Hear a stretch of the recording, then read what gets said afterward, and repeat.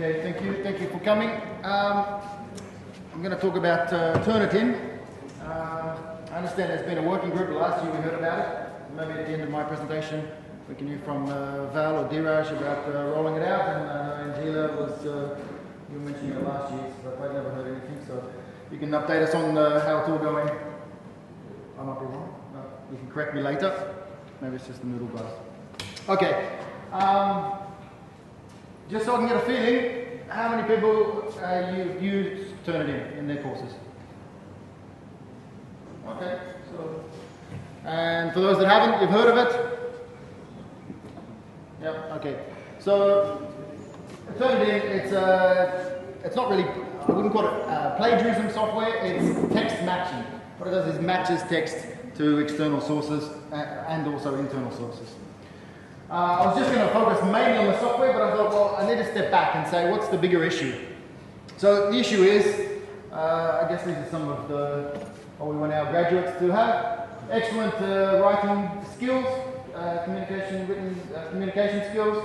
We want them to be able to critically evaluate pieces of work. We want them to have integrity, and we want them to have analytical skills. So at the end of the day, this is what we want them to have. And if part of that is developing writing skills. And of course tourism aren't the only ones. They're required that they do 114. The student learning support on how to write well and write clearly. And throughout our courses, particularly in the first year, Introduction to Tourism, we have lectures on essay writing, what makes a good essay, the structure of an essay, and referencing. So how to reference. So I don't want to say that we're just using this software without some sort of training the students or educating them on what a good piece of writing is and what it contains. And we have some Moodle discussions on, well, I'll show you some questions where we ask what is plagiarism and how do we avoid it. So here was one example. It's still it's an unusual word. I don't know if there's many Latin scholars around, but it's a Latin word. And so one student wrote in the Moodle, plagiarism is when staff members leave their place of work because they're not enjoying incentives from the hotel or resort. It's important to avoid because when you lose your staff, you lose money. So I think there was some confusion with absenteeism and plagiarism. Probably about a beach. The barge being the beach. I think it's... So obviously there is an education process. It's a foreign word, and I'm sure a lot of the students haven't come across it in high school. I looked it up. This is Wikipedia. So it comes from the word kidnapper, which I didn't know, the root of the word, to denote someone stealing someone else's work. You might have come across this other quote that says, if you copy from one author, it's plagiarism. If you copy from two, it's research. Of course, that's not actually true either, but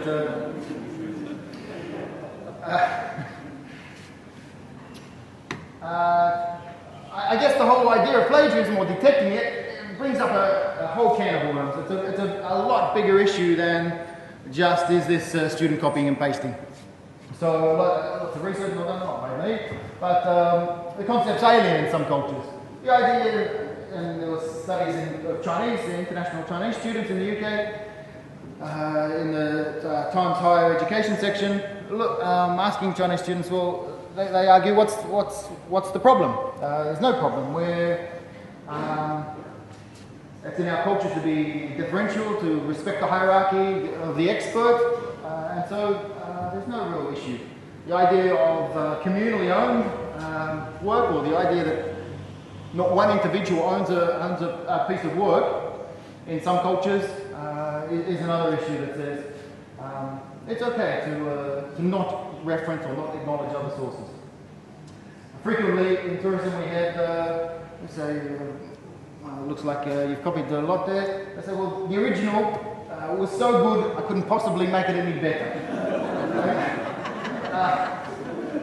So I had to repeat it verbatim. Reference for authority. And this link also links to in the Middle East, where you're not the individual won't you won't say it's by me or whatever. You say it's by the family, by the tribe, by the clan. And I guess we can talk about, we always say in the USP that we're unique, we have a unique culture here, or in the South Pacific. Is plagiarism, or is not referencing an individual, is that an individualistic American idea or Western idea? Or is it just plain wrong? It becomes a bigger issue, so, and there's areas that are very grey. So I can think of examples where, actually just yesterday, when I was talking to the student rep, he said, well, we say to our students, you shouldn't really be, what about your lecture material? And you can see, okay, I think this from the net, but I haven't sourced it. And so their argument is, well, lecture notes, why aren't we're meant to reference everything, but why aren't the lecturers doing this for the PowerPoint slides? If you think about for research, okay, we see academia, we create ideas, don't we? That's our product, if you like. And so when someone steals a journal article or copies and pastes some chapter, it's offensive, or it's not recognising what's due. But what about self-plagiarism? Okay, some people argue that there's no such thing as self-plagiarism. But I'm a tourism economist, so I can publish, I could write an article, and I could get send it off to one tourism journal, subject-based journal, change bits here and there, and send another one off to economics journal, and I could argue that there's two different audiences, and therefore, I want to get up the greasy pole of promotion, so I boost my publications. Some people say, no, it's your work, and you can distribute it how you want. So I'm not saying that there's, in some areas, when it comes to plagiarism, it's a bit grey, and people can argue different ways. And similarly, culturally. Okay, but I will move to Turnitin now. Our school year started using it in 2006, and it's text matching software, not necessarily plagiarism. So we need to use common sense, and I'll show some examples of that later. Basically looking for two things. One is course summarising or literature reviews. And this is where the education comes in. Okay, students read articles or chapters in books, and then they need the skills to critically analyse it and put it in their own words. And sometimes that's not easy. And it's a process, so we do this through the different years, and I think they get better at it. And secondly, there's blatant cheating. Okay, there's I have my own opinions on why students do it, but there's copy and paste. Now I tell some of my students, my 8-year-old son goes on and uses this Pop Tropica and Club Penguin and these sort of sites, and he's brilliant at the mouse. He can copy and paste anything. So I say, well, if you can do it, you shouldn't be getting marks for your ability to copy and paste. How does it work? It matches text. So it matches text against journal articles, against internet pages, and against other student papers, which is also important. I'll show an example in a bit. If it's matched against other student papers in the same project, so peers, it will reveal the other student. So it'll say this other student's, it's from these two papers are the same or similar. It can match from one of the previous classes. So if I'm a course coordinator and I set the same question from last year, and the student has a relative that's done the course last year and handed the paper over, it will pick up the exact student. It can also pick up from another student in another university or who did the course before I was course coordinator. So, but it won't reveal the student name. And in terms of text matching, it's color coded. So this is the percentage of text matched. Blue is 0. And let me just say, hardly anybody gets 0. Okay, I put my own papers up, my journal articles up into Turnitin to see how good a job I've done at the literature review. Green sort of normal, I guess. Yellow is still okay. Orange and then red. But the absolute percentage doesn't tell the whole story. And because you can refine it on the different parts of text matching. So small phrases or clauses you can exclude or include. So there's common phrases on the subject area, that you can tell to not match that. Referencing the bibliography at the back, you can tell to not match that as well. So basically we're looking for large copy and pasting. In our projects, we set up the project and the student can upload the document before it's due and they can check their percentage. So the better students who've managed their time to upload the document a couple of days before, and then if they feel like they need to go back and put more in their own words, then they can do that and lower the percentage if they're worried about it. Now what if the student doesn't submit? So we get some students, they say, here's the hard copy, sir, but the electronic copy, the dog ate my memory stick. Or cousin brother, it was on his laptop and it got stolen magically. Well, no worries. I prefer them to do it themselves, less work for me. But we can scan in the hard copy of the paper, turn it into a PDF, and we can upload it anyway.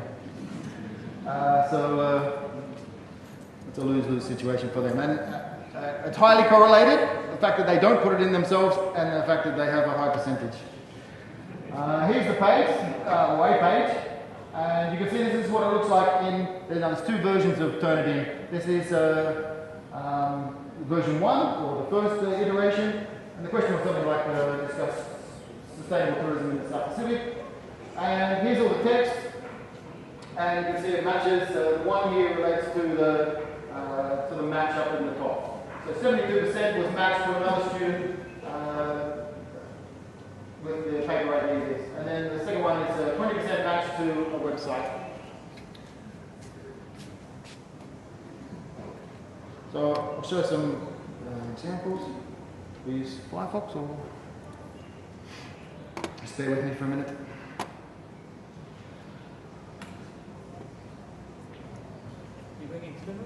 Yeah. Okay, while I sort this. My personal opinion is there's I guess 3 categories of students that I find with that have problems with Turnitin. One is they're not so good at summarizing or critically evaluating and writing out. Okay, when we try to work with these students, they usually do it on time. The second one, or the majority, poor time management. And I think the issue here is that students leave the essay to the last minute, and then there's a temptation to get it in on time, and so they copy and paste.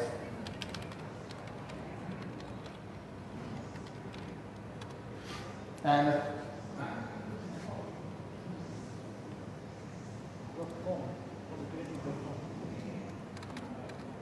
the third one is the students that are just dishonest and that want to purposely cheat.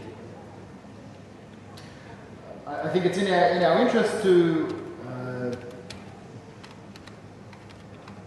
check some of this, because again, when they leave, I don't want to come back on USB, I don't want it to come back on the school, and I don't want it to come back on me as an educator, that the students hadn't developed these skills and we weren't able to check it. Okay, so here's my classes.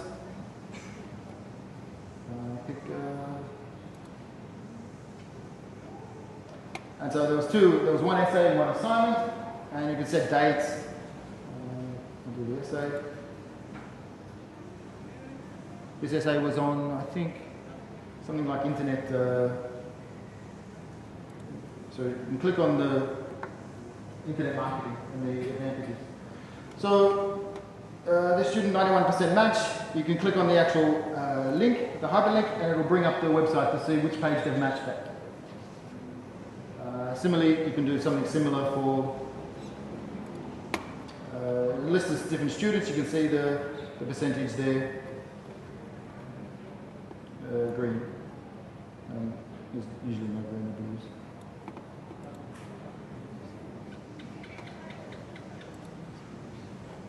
Okay, in version 2.0, I'll show you that.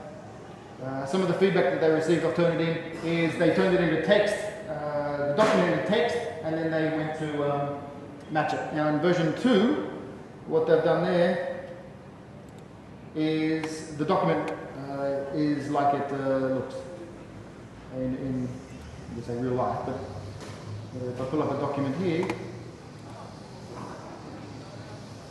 you can see, pick any student.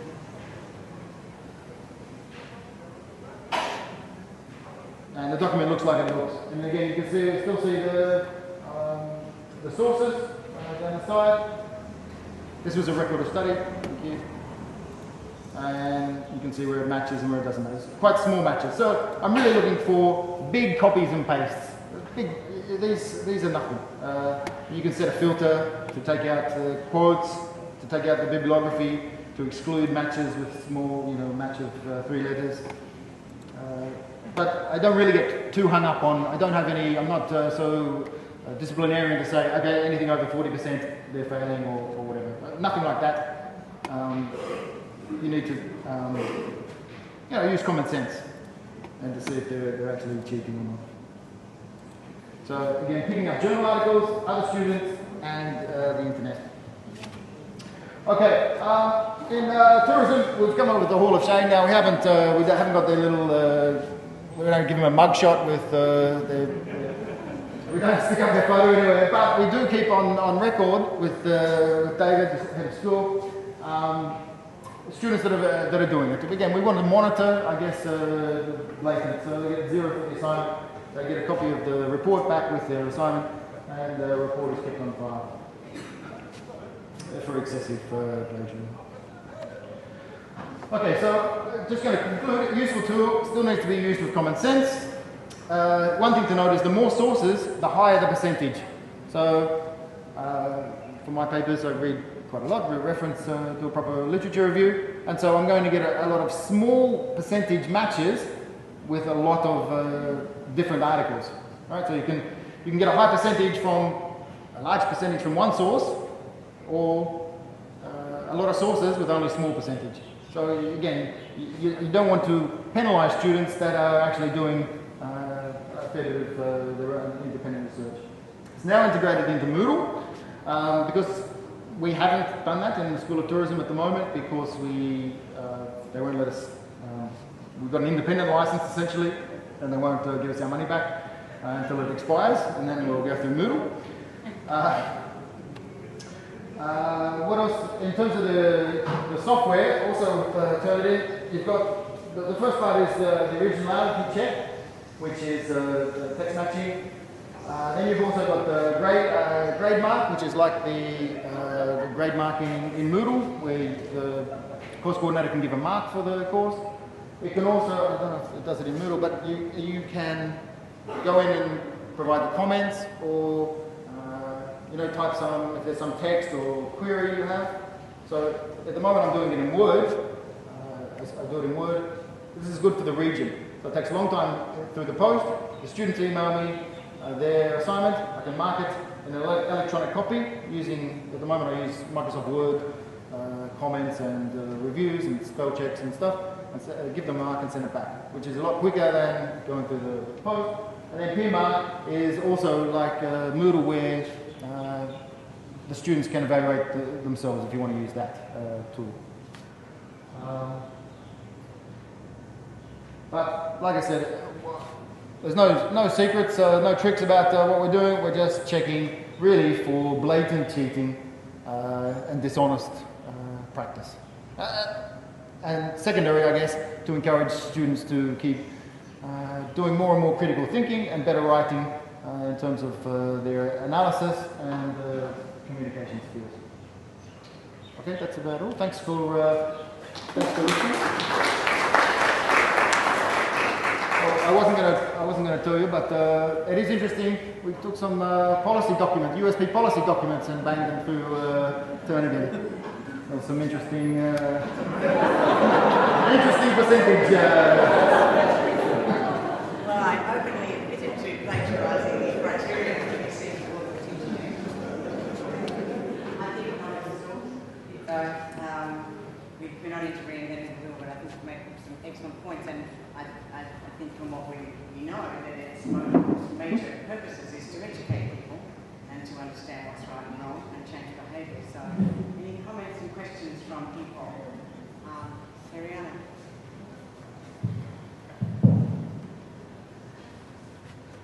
Steve, yep. I wonder if there's been any tracking to find out whether the red percentage actually decreases as we move from 100 level to 300 level students?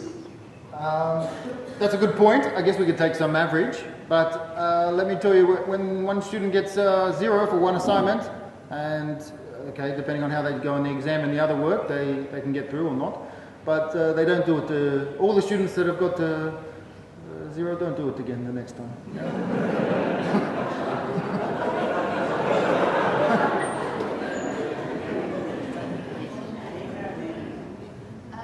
There just seems to be one limitation of this, and that is that it only text match against electronic sources, doesn't it?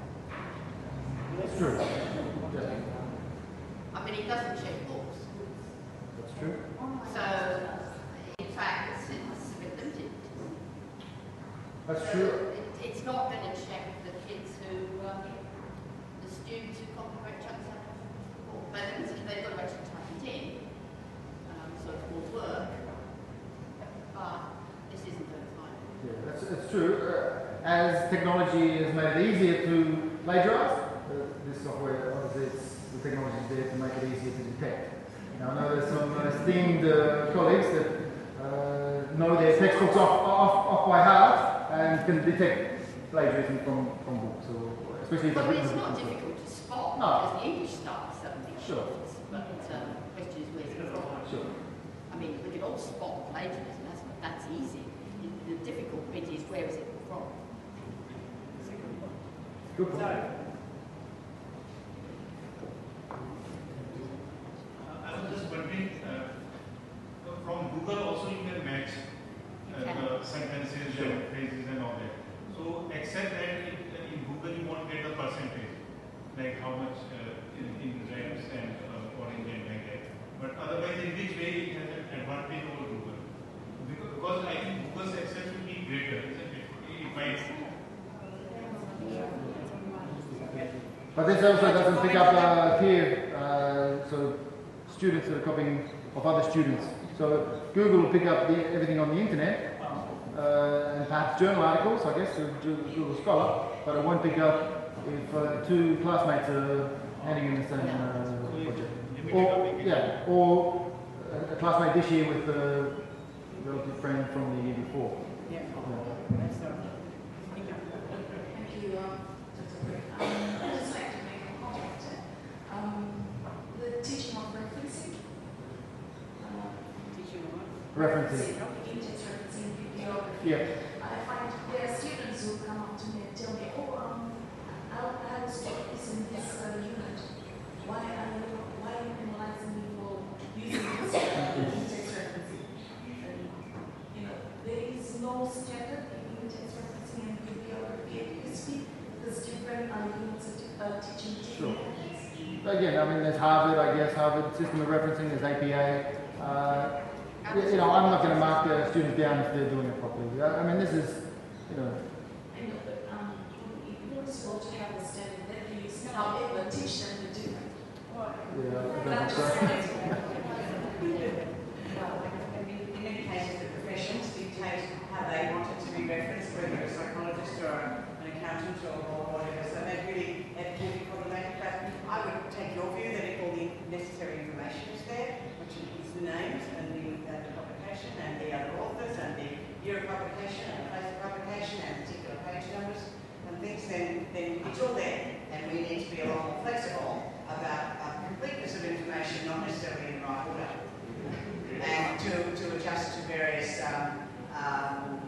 academic styles, preferences, as well as requirements sometimes from the professions that you're training people to be right for that profession. So completeness is more important than order. Is that all right? Thank you. UU 114 actually has a section on referencing, and they've asked faculties to give their preferences. So they introduce the students to what faculties want in general, and then leave the students and faculties to deal with that. So there is a component on referencing UU 114. It's not complete though, because but it doesn't even mention footnoting. And several disciplines use footnoting, and it ought to be included, at least as a possibility. I have a question, actually. Unit 114 actually teaches students or introduces students to read critically, analyze, and then synthesize information. And that's crucial to any writing. And then, of course, they have access to turnitin, the Unit 114, Unit 100, and they get to play around with it. I just want your view on what you think of our role as teachers beyond these two courses. What do you think our role is in terms of continuing to help our students with this process, rather than just expecting them to have gained that information in these two courses and use Turnitin as a detection and a judgment sort of a software, rather than a continuous improvement software. It's all our business, in my view, but what do you think? Yeah, I guess there could be more done. You know, I don't want to say they've done all that. They're taught how to use it. They come to tourism second and third year subjects, and we nail them if they haven't done it properly. That's not the case. Well, it may seem the case, but I guess there is more we could do to complete the loop. I mean, we do for poorer students, we recommend that they go to a course, but of course that's it's SLS or CDFL. I don't know if that's enough. Maybe not with some students. It's a practice thing. It's an education thing. You know, as I start out with my academic career, you know, I get better at literature reviews and stuff. So I think it's certainly a practice thing. But I think there is more, I guess, we could do to close the loop or to keep it continuous. We have one last question, and it's very brief. It's a short question and a short answer. The good thing is it's not a question, it's a comment. The people who are wondering about printed materials, your course material doesn't have existing course materials. You can actually load those to Moodle, which means that if the students have typed out a paragraph of your course material, it will be picked up in Moodle. One of the courses I was involved in, we had a textbook, we loaded that into Moodle and picked it up. It's surprising how often the students start loading on their course materials for the textbook and they achieve it. So it can be a really good way of picking it up. Okay, thanks, Pamela. That wasn't a question, so No, there's no answer. So she covered your ground. So thank you. All right, thank you very much. I think we've all